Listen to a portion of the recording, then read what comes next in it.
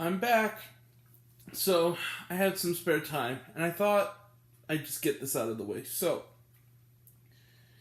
I promised I would do a video for my 100 subscribers. I've been kind of delaying it. In the time it has taken that I've delayed it, we now have 113 subscribers. So, this is a belated 100 subscriber special. And I said it was going to be a final 2021 list. And it is. I promise. I really, really fucking promise this is the last one. We will not have any more 2021 lists. This is the final say on 2021. But I figured, I was trying to come up with an idea. I was considering reviewing my favorite movie, Clerks. I want to save that kind of for my 200 subscriber video because I feel like I need to give more time for it. But anyway, so today we are doing, for the 100 subscriber special, my top 10 most underrated movies of 2021. These are the movies that are on neither my best of list, which had plenty of underrated movies, and not on my next best list. These are not on either list. These are 10 more movies that I think deserve a look. All of them, since they were from 2021, were already on streaming or are now on streaming. So, basically, this is a list of 10 movies. If you haven't seen them, and very likely you haven't, you should see them, when you get a chance to watch 10 movies. Alright. Let's begin with number 10, which is, drumroll, a film that nobody saw, even though it was on Netflix, and the people that didn't like it very much. I, on the other hand, kind of loved it. And that movie is, number 10, Moxie! ! Directed by Amy Poehler. This movie is a delightful teen comedy, sort of like a Mean Girls in a post-Me Too, post-13 Reasons Why world. Hadley Robinson, who is also killing it on the terrific miniseries Winning Time. We will be talking about that a little bit later when that ends, maybe. Is absolutely great here. Amy Poehler directs and does quite well as playing the lead girl's mom. It's funny and it's insightful. Josephine Langford finally gives a terrific performance. She's kind of been the best aspect of some very bad movies, but she is now given a performance that is worthy comparison to her big sister Catherine. So, number 10 is Moxie.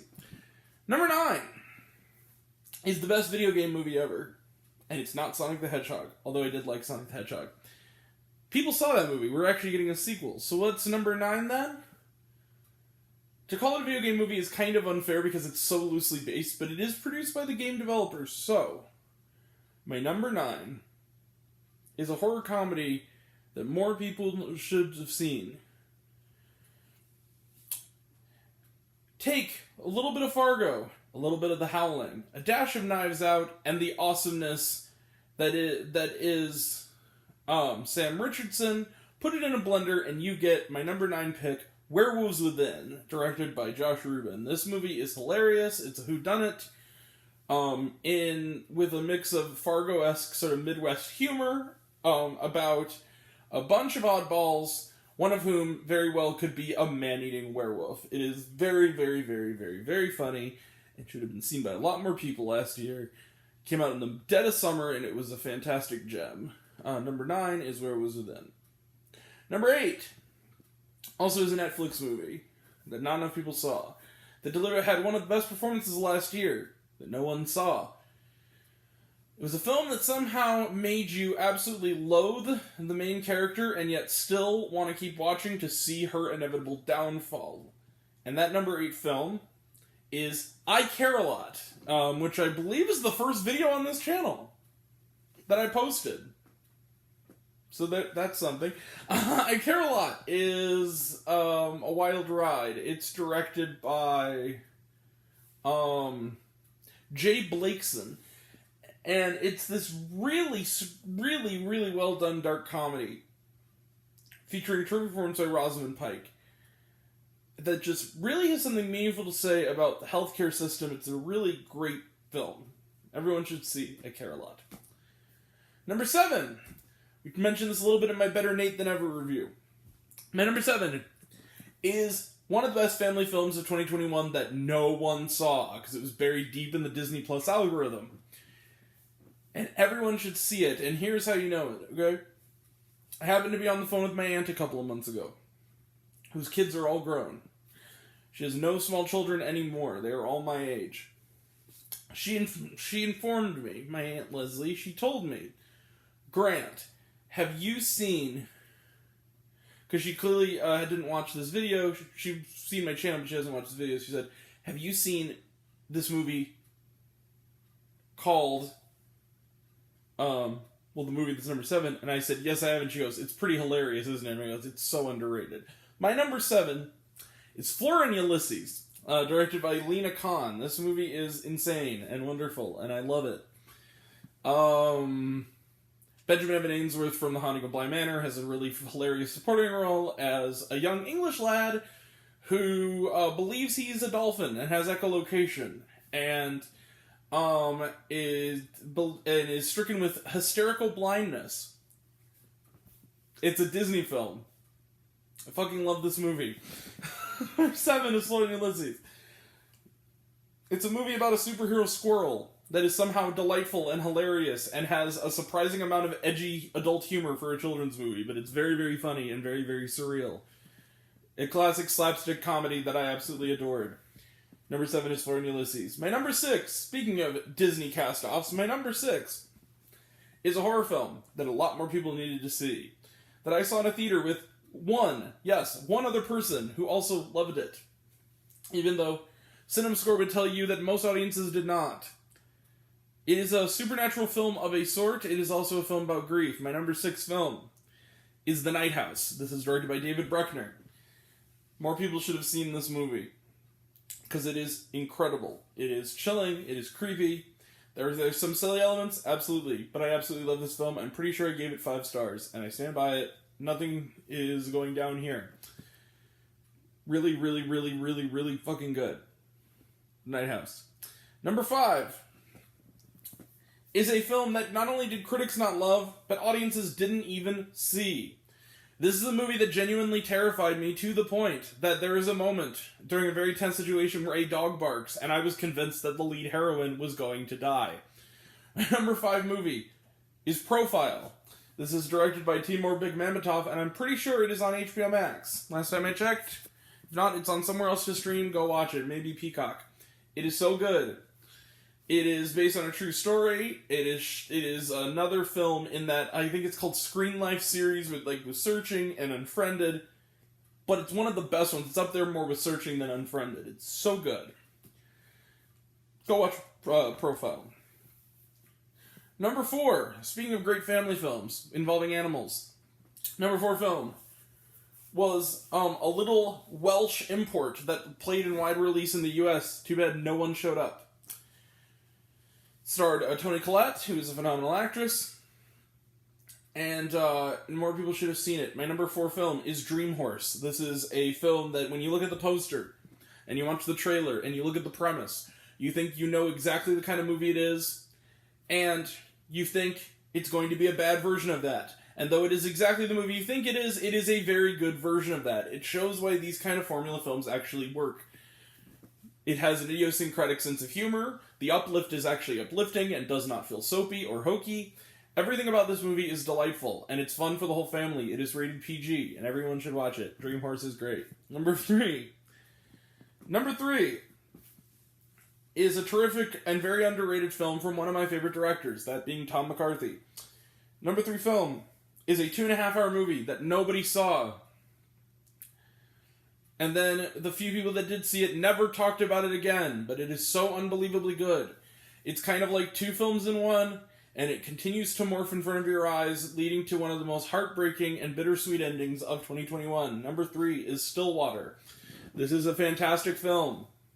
Matt Damon delivers, I think, his career best performance in a year with 2 career best performances, the other being another underrated film that made my final best of list, which was The Last Duel. He is so freaking good in this movie.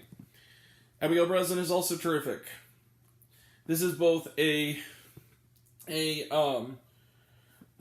sort of social thriller about this stranger in a strange land, this sort of MAGA hat wearing Trump supporter guy, going to France to try to free his daughter who is accused of killing her lover. But it's so much more than that. It's also a domestic drama about this guy whose worldview changes when he becomes a handyman / love interest to a mother and her adorable young daughter and begins to change his life, all in the downtime of trying to save his little girl. It's about how small town life seems like a bubble, and when you leave that bubble, you think that you are essentially still in that bubble when you go to another place. And it's about how that other place will teach you how to take away your misconceptions and be a better person. And it does this all in a way that does not feel heavy-handed. It's fantastic. Go watch Stillwater. It's devastating and powerful and awesome. And it came out in the summer, and no one saw it. Stillwater's great. And it's number 3. Number 2. Number 2 and number 1 have an actor in common. Number 2, if it were up to me, Amanda Seyfried, who is going to get an Emmy next year for The Dropout, which is also a show that everyone should watch. It's also 5 stars. But she gave a performance that I thought was honestly Oscar-worthy last year in a film that, again, no one saw. Based on the book by Amy Koppelman, who also wrote and directed, my number 2 film is A Mouthful of Air. This is a fantastically devastating, and I mean devastating, movie about postpartum depression. But it is so much more than that. It's about motherhood, and it's about marriage, and it's about legacy, and it's about imagination, it's about children's stories and the people who create them, and the juxtaposition of being someone who creates art for children that is lighthearted, living a life where they are feeling inner darkness that is so deep and so suffocating that it kills them. This is a beautiful, beautiful film that no one saw, and it's great. Alright, now we've reached the end. My number 1 film.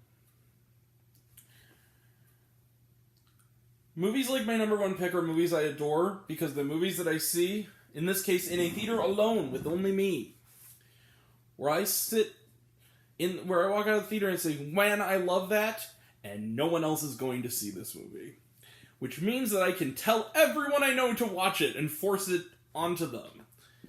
Romantic comedy. This was a romantic comedy that is so fresh and unexpected that it totally floored me. It is a beautiful, beautiful work of art.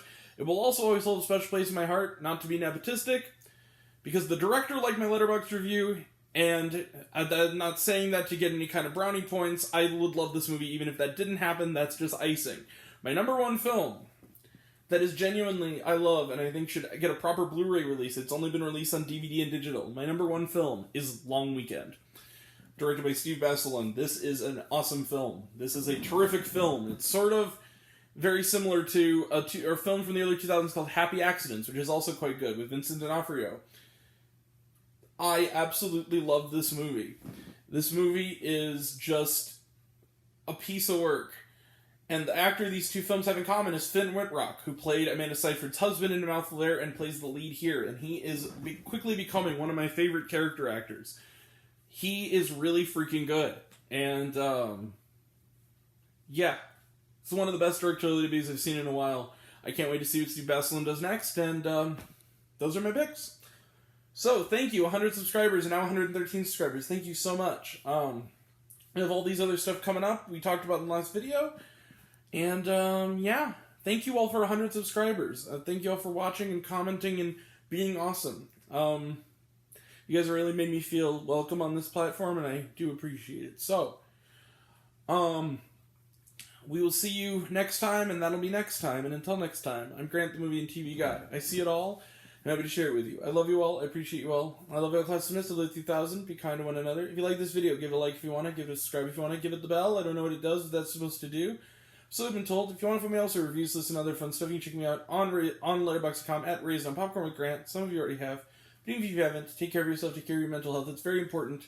And comment below and let me know, what are some of your most underrated films of last year?